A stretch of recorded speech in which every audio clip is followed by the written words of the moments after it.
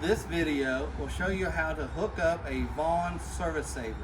Please follow all company safety practices while hooking the unit up.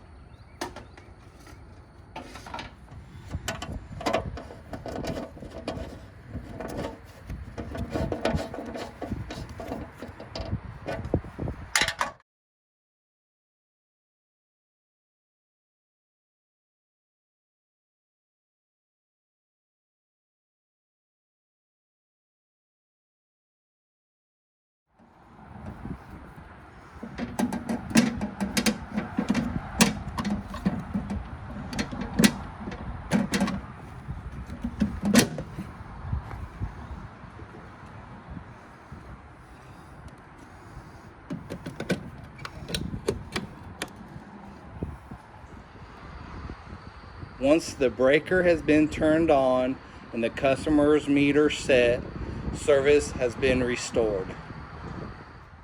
In addition to this video, step-by-step instructions are provided on the inside of the lid.